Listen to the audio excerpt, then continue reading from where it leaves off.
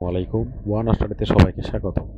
আজকে আমরা দেখব কিভাবে আমরা এরকম ডাবল স্ট্রোক দিয়ে টাইপোগ্রাফি লোগো বানাবো এবং আমরা কত তাড়াতাড়ি এটা বানাতে পারবো সেটা আমরা একটু চলুন দেখি। প্রথমে আমরা একটা টেক্সট নিচ্ছি, SWEET, একটু বাড়াই। আমরা একটা ফন্ট নিচ্ছি, ফন্টের নাম হচ্ছে লবস্টার। এটা আপনারা গুগল ফন্টসে পেয়ে যাবেন। তারপর আমরা এটাকে কালার দিচ্ছি, একটু সুইট লেখাতে আমরা একটু পিঙ্ক কালার দিচ্ছি। দেন আমরা চলে যাবো উইন্ডোজ অ্যাপিয়ারেন্স। এই যে আমাদের অ্যাপিয়ারেন্স প্যানেল চলে আসছে। এখানে যে থ্রি যে লাইন আছে এখানে ক্লিক করে দেখবেন যে অ্যাড নিউ স্ট্রোক আছে, এটাতে ক্লিক করবেন। ক্লিক করার পরে এই যে স্ট্রোকসের প্যানেলটা আছে এটা একেবারে ড্র্যাগ করে সবার নিচে নিয়ে যাবে। সবার নিচে নিয়ে যাওয়ার পরে আমরা এখানে কালার দিব, সুন্দর একটা কালার দিয়ে আমরা স্ট্রোকসটা বানাবো। স্ট্রোকসটা বাড়ানোর পরে দেখতে পারবো যে ম্যাজিক, দেখছেন কত তাড়াতাড়ি লোগোটা বানানো হয়ে গেল।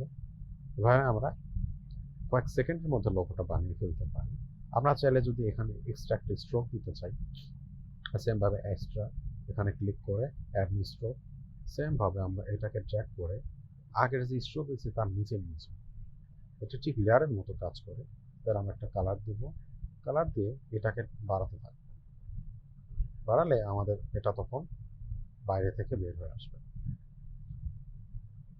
তো এইভাবে আমরা এই লোগোটা বানাতে পারি। লোগোটা বানানোর পর সবাই অবশ্যই এক্সপ্যান্ড করে নেবেন, কারণ এক্সপ্যান্ড যদি না করেন তাহলে কিন্তু এটা যখন আপনি বড় করতে যাবেন তখন দেখুন বড় করলে কিন্তু এই স্ট্রোকগুলো তখন আবার চুপ হয়ে যাবে।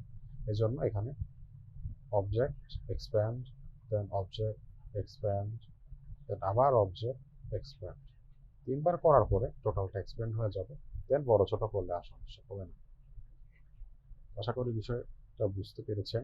তো ভিডিওটি ভালো লাগে তাহলে অবশ্যই শেয়ার করবেন এবং আমাদের প্ল্যাটফর্মে যুক্ত হয়ে যাবেন। ইনশাল্লাহ আরও মজাদার মজাদার টিউটোরিয়াল পাবেন। ওকে, ধন্যবাদ। আল্লাহ হাফেজ।